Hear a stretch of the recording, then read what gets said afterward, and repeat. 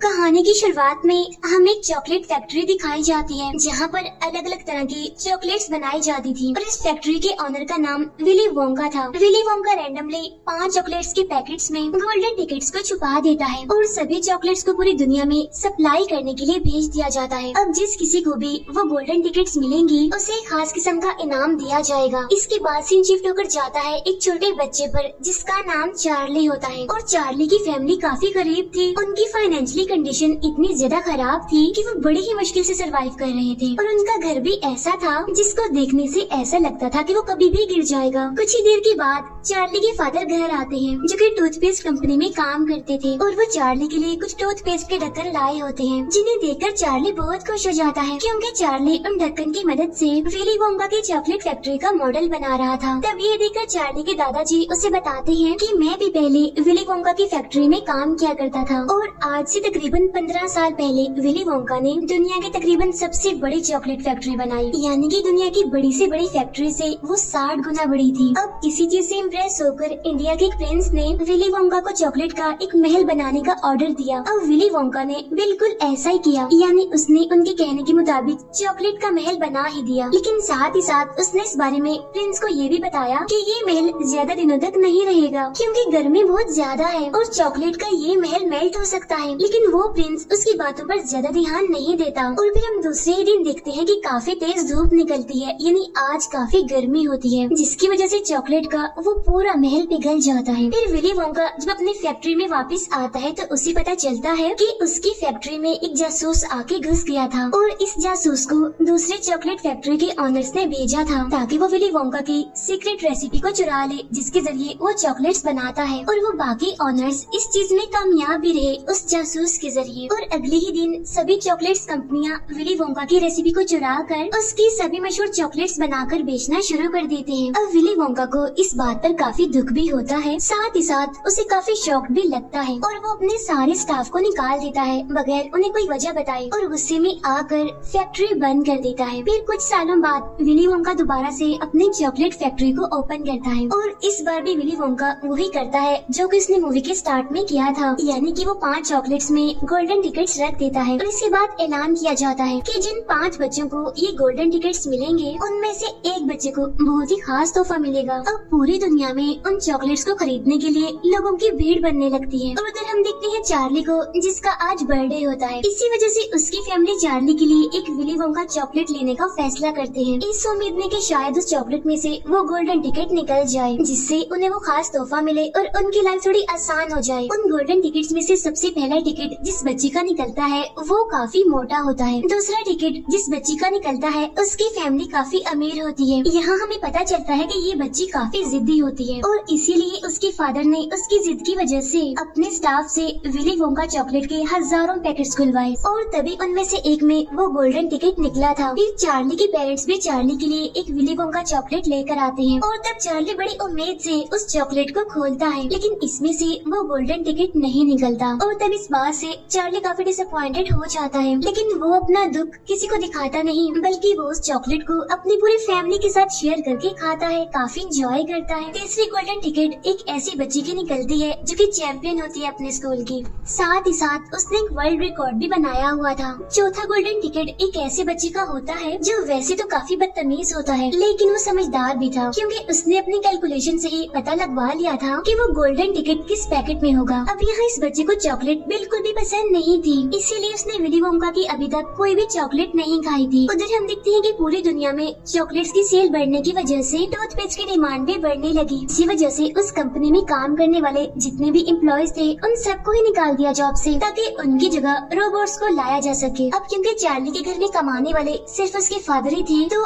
आज उनका ये एक जरिया भी खत्म हो जाता है और अब उनका घर चलाने वाला कोई भी नहीं था। लेकिन चार्ली के फादर ये बात अपने घर में किसी को भी नहीं बताते।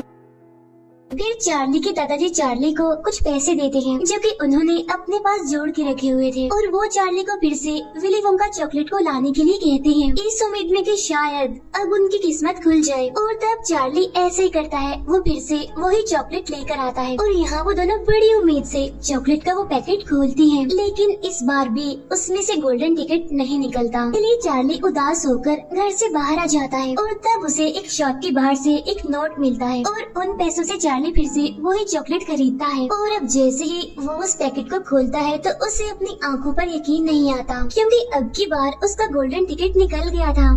चार्ली के आसपास खड़े हुए सारे लोग उस गोल्डन टिकट को देखने लगते हैं और उसे खरीदने के लिए वो चार्ली को बहुत सारे पैसे ऑफर करते हैं, लेकिन शॉप ओनर चार्ली की भलाई के लिए उसे अपनी शॉप से जाने के लिए कहता है ताकि चार्ली से कोई उस टिकट को छीन ना ले। इसीलिए चार्ली खुशी खुशी अपने घर आ जाता है और वो बहुत ही खुश होते हुए उस गोल्डन टिकट को अपनी फैमिली को दिखाता है। और जैसे गोल्डन टिकट को चार्ली के दादाजी देखते हैं तो वो खुद को रोक नहीं पाते, इसीलिए वो फौरन उठकर डांस करने लगते हैं। फिर वो उस गोल्डन टिकट को अपने बेटे को देते हैं और कहते हैं कि बेटा मुझे पढ़कर तो सुनाओ, इस पे क्या लिखा है। तब उनका बेटा उन्हें बताता है कि इस पर लिखा है कि बच्चे के साथ उसकी फैमिली का कोई एक बड़ा आ सकता है और जब ये लोग अपना इनाम लेने के लिए जाएंगे तो इन्हें चॉकलेट का एक भरा हुआ ट्रक देकर भेजा जाएगा। यानी कि वो इतनी ज्यादा चॉकलेट होगी कि अगर इंसान उसे खाता भी रहे तो फिर भी उसकी पूरी जिंदगी में वो चॉकलेट खत्म ना हो। और 5 में से एक बच्चे को एक खास किस्म का तोहफा दिया जाएगा, यानी कि ऐसा तोहफा जो उसने कभी भी नहीं सोचा होगा। चार्ली के दादाजी यहाँ पर कहते हैं कि मैं जाऊंगा चार्ली के साथ, क्योंकि वो चार्ली के साथ जाने के लिए काफी एक्साइटेड थे। यहाँ पर चार्ली अपनी फैमिली को बताता है कि मुझे एक औरत ने इस टिकट के बदले में बहुत सारे पैसों की ऑफर की थी और वो पैसे लेने के बाद हमारी लाइफ बिल्कुल चेंज हो जाएगी। तभी ये सुनकर चार्ली के दादाजी उसे अपने पास बुलाते हैं और उसे समझाते हुए कहते हैं कि देखो बेटा, पैसा तो सभी के पास होता है, लेकिन ये जो गोल्डन टिकट है ना, ये अनमोल है, जो सिर्फ पूरी दुनिया के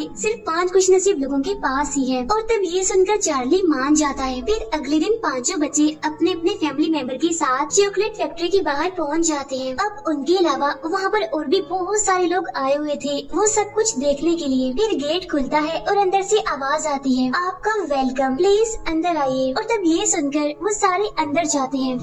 उनके अंदर आते ही वो दरवाजा बंद हो जाता है। इन सभी लोगों का एक बड़ा अच्छा सा वेलकम किया जाता है एक गाने के साथ, और ये गाना विली वोंका पर ही बना हुआ था। इसके बाद विली वोंका खुद उनके सामने आता है। यहाँ सारे बच्चे विली वोंका से अजीब अजीब सवाल पूछने लगते हैं, जिनका जवाब विली वोंका भी बड़े ही अजीब तरीके से देता है। फिर विली वोंका खुद भी उनका वेलकम करता है फैक्ट्री के अंदर। फिर इसके बाद वो उन सभी को बताता है कि इस कमरे में जितनी भी चीजें हैं वो सारी चॉकलेट से बनी हुई हैं, यानी कि घास, वाटरफॉल, पहाड़ और तालाब भी। आप यहाँ पर घूम सकते हैं और यहाँ पर किसी भी चीज को खा सकते हैं। तभी ये सुनकर वो सारे बच्चे इधर उधर फैल जाते हैं और तभी उनमें से उस जिद्दी बच्चे को वहाँ पर एक बोना दिखाई देता है और वो इसके बारे में विली वोंका से पूछती है। तो वो उन्हें बताता है कि एक दिन मैं चॉकलेट के नए फ्लेवर्स को तलाश करने के लिए जंगल में गया था और वहाँ के जो ट्रीज थे वहाँ पर इन बोनों का पूरा कबीला रहा करता था और इन बोनों के पास बहुत सारी कोको होती है। इसीलिए विली वोंका कोको हासिल करने के लिए उनके कबीले के लीडर को ये ऑफर देता है कि अगर आपने मुझे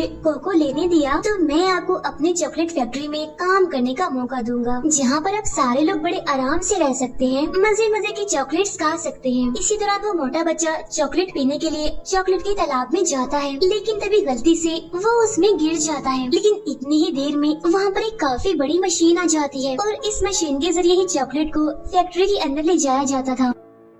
अब जिस पाइप के जरिए चॉकलेट जा रही होती है, इसी पाइप में वो मोटा बच्चा भी फंस जाता है और तभी यहाँ पर विली वोंका के सारे एम्प्लॉइज उस मोटे बच्चे के लिए गाना गाने लगते हैं और तभी ये देखकर वहाँ पर सारे लोग काफी हैरान हो जाते हैं कि आखिर इन्हें कैसे पता था कि ये मोटा बच्चा इस पाइप में फंस जाएगा। अब उस मोटे बच्चे को फंसा हुआ देखकर उसकी मदर को उसकी काफी फिक्र होने लगती है। फिर विली वोंका अपने एम्प्लॉइज को बताता है कि उस बच्चे की मदर फैक्ट्री के अंदर जाना चाह रही है, तो तुम इन्हें वहाँ ले जाओ। इसीलिए उस मोटे बच्चे की मदर वहाँ अंदर चली जाती है और बाकी लोग विली वोंका के साथ आगे के टूर पर चले जाते हैं। आगे जाने पर उन्हें चॉकलेट की नदी में एक बोट दिखाई देती है और उस बोट में ये सारे बैठकर अपने आगे का सफर तय करते हैं। इसी दौरान विली वोंका नदी से चॉकलेट निकाल कर चार्ली को टेस्ट करने के लिए देता है और तब चार्ली चॉकलेट को टेस्ट करते हुए विली वोंका से पूछता है कि आपने अपनी जिंदगी की पहली चॉकलेट कब खाई थी। और तब विली वोंका इस बात को बताते हुए अपने फ्लैशबैक में चला जाता है। वो बताता है कि मेरे फादर पूरे शहर के सबसे बड़े डेंटिस्ट थे और वो हर हैलोवीन पर मेरे लिए बहुत सारी चॉकलेट्स लाया करते थे। मेरे फादर ने मेरे दांतों पर ब्रेसेस लगाए हुए थे ताकि चॉकलेट्स खाने की वजह से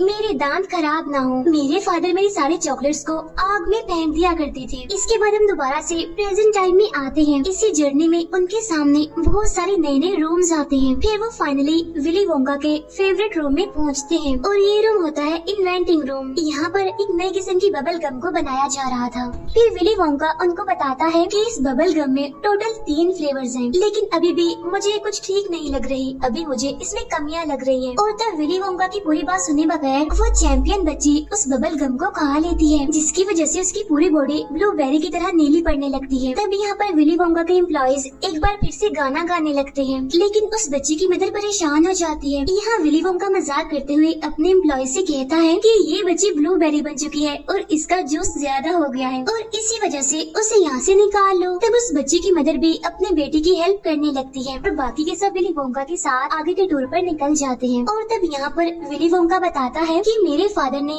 मेरी जो चॉकलेट्स आग में फेंक दी थी उनमें से एक जली हुई चॉकलेट मैंने खा ली थी और फिर उसके बाद मैंने बहुत सारे चॉकलेट्स खाए। प्रेजेंट टाइम में वो एक नट्स के रूम में पहुँचते हैं। यहाँ पर बहुत सारी गुलहरियाँ थी जो कि हाईली ट्रेंड थी। वो अच्छे नट्स को चुन लेती थी और खराब नट्स को रिजेक्ट करके उन्हें फेंक देती थी। तब ये देखकर वो जिद्दी बच्ची अपने फादर से कहती है, पापा प्लीज मुझे गुलहरी लेनी है, मुझे क्ले दीजिए ना। जब ये सुनकर विली वोंका उससे कहता है तुम उसे नहीं ले सकती क्योंकि हम यहाँ पर इन गुलहरियों को बेचते नहीं। लेकिन वो जिद्दी लड़की फिर भी बाज नहीं आती। वो एक गुलहरी को पकड़ने के लिए उनकी दरमियान ही चली जाती है और तब ये बात उन गुलहरियों को बिल्कुल भी पसंद नहीं आती। इसीलिए वो सारी गुलहरियाँ उस बच्ची पर चढ़ने लगती है क्योंकि वो उसे भी एक नट ही समझ रहे थे और वो गुलहरियाँ उसे चेक कर रही थी क्या ये एक अच्छा नट है। लेकिन वो बच्ची उन गुलहरियों को पसंद नहीं आती, इसीलिए वो उसे खराब नट समझकर डस्टबिन में फेंक देती है और तब उसे बचाने के लिए उसके फादर भी चले जाते हैं। यहाँ दोबारा से विली वोंका के एम्प्लॉइज गाना गाने लगते हैं कि वो बच्ची जिद्दी अपने फादर की वजह से ही है क्योंकि उसके फादर उसकी हर अच्छी बुरी बात मानते थे। और तब उनमें से एक गुलहरी उसके फादर को भी वहीं पर ही फेंक देती है, यानी जहाँ पर उनकी बेटी गई थी। तब बचे हुए लोग फिर से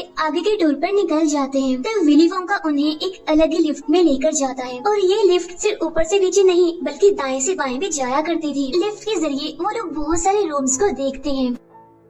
तब यहाँ पर चार्ली विली वोंका से पूछता है कि आखिर आपने ये सब कुछ कैसे शुरू किया। और तब यहाँ पर विली वोंका बताता है कि मेरे फादर ने मुझे चॉकलेट्स खाने के लिए मना किया था, लेकिन मैं तो चॉकलेट लवर था, मुझे चॉकलेट्स बहुत पसंद थी, इसी वजह से मैंने अपना घर छोड़ दिया। फिर प्रेजेंट टाइम में वे टीवी रूम में पहुँचते हैं जहाँ पर किसी भी चॉकलेट को टीवी के अंदर भेजा जा सकता था और टीवी देखने वाले सारे लोग उस चॉकलेट को खा भी सकते थे। अब उसकी इस बात पर समझदार बच्चा यकीन नहीं करता, इसीलिए वो उस मशीन में जाकर उसे स्टार्ट कर देता है, जिसकी वजह से एक तेज रोशनी से वो गायब हो जाता है और फौरन ही टीवी के अंदर पहुंच जाता है और इस वजह से उसका साइज भी काफी छोटा हो गया था। और तब यहाँ एक बार फिर से विली वोंका के एम्प्लॉइज गाना गाने लगते हैं और ये गाना उसे समझदार बच्चे पर बनाया गया था। फिर उस बच्चे के फादर उसे टीवी से बाहर निकालते हैं, लेकिन उस बच्चे का साइज अभी भी काफी छोटा था, इसीलिए उसके फादर विली वोंका से पूछते हैं कि अब मैं क्या करूँ, आखिर ये बड़ा कैसे होगा। तब विली वोंका अपने एम्प्लॉय से कहता है कि इन्हें फौरन स्ट्रेच रूम में ले जाओ, यानी जहाँ इसे खींचकर बड़ा कर दिया जाएगा। और यहाँ पर विली वोंका देखता है कि अब सिर्फ चार्ली ही बचा है और बाकी बच्चे अपनी अपनी बेवकूफियों की वजह से यहाँ से जा चुके हैं, यानी कि चार्ली ही विनर है और उस इनाम का हकदार है। फिर विली वोंका उन्हें एक बार फिर से एक लिफ्ट में लेकर जाता है। फिर वो एक अप एंड डाउन बटन को प्रेस करता है, जिससे वो लिफ्ट फैक्ट्री से निकलकर काफी ऊपर चली जाती है, जहाँ पर वो देखते हैं कि वो चारों बच्चे काफी बुरी हालत में वापस जा रहे हैं। फिर चार्ली इस सब के बारे में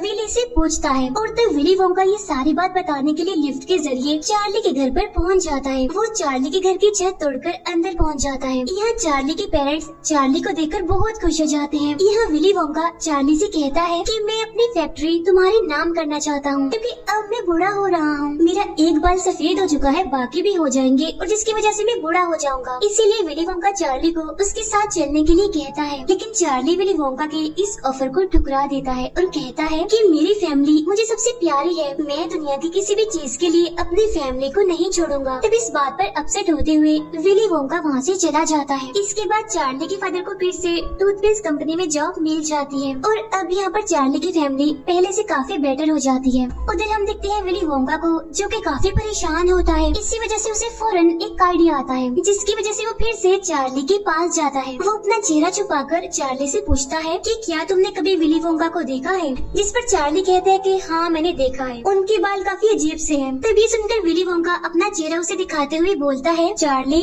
ऐसा बिल्कुल भी नहीं है। यहाँ वो दोबारा से चार्ली को ऑफर देता है, लेकिन चार्ली एक बार फिर से उसे मना कर देता है और वो विली वोंका से पूछता है कि क्या आप अपने फादर से कभी मिलने गए हैं। इसके फौरन बाद वो दोनों उसी लिफ्ट में सवार होकर विली वोंका के फादर के घर के बाहर पहुंचते हैं। यहाँ विली के फादर उसे पेशेंट समझ रहे थे, इसी वजह से वो उसे अंदर ले जाते हैं और उसके दांतों को चेक करने लगते हैं। क्योंकि विली काफी बड़ा हो गया था, इसी वजह से वो उसे पहचान नहीं पाते। यहाँ चार्ली दिखता है कि विली के फादर ने उसके सारे न्यूज आर्टिकल्स को बिल्कुल सर्टिफिकेट्स की तरह दीवारों पर लगाया हुआ है। चेकअप के दौरान विली के फादर उसे कहते हैं कि तुम्हारे दांत बहुत अच्छे हैं, इतने अच्छे दांत मैंने आज तक नहीं देखे। और तब यहाँ पर विली वोंका ये रिवील करता है कि मैं विली वोंका हूँ, यानी कि आपका बेटा। और तब यहाँ पर दोनों बाप बेटा एक दूसरे के गले मिलते हैं। और तब यहाँ पर विली वोंका को फैमिली की अहमियत का पता चलता है कि फैमिली कितनी जरूरी होती है। इसके बाद यहाँ वो चार्ली को एक नई ऑफर करता है। इसके बाद वो दोनों फैमिलीज चार्ली के घर पर खुशी खुशी खाना खाने लगती हैं, क्योंकि असल में विली वोंका चार्ली के घर को अपनी चॉकलेट फैक्ट्री के अंदर ही ले आया था। और अब चार्ली अपनी फैमिली के साथ उसकी फैक्ट्री का ध्यान रखता है, यानी कि अब उनके हालात काफी बेटर हो गई है। और इसी के साथ ही इस मूवी की हैप्पी सी एंडिंग हो जाती है। Thank you for watching.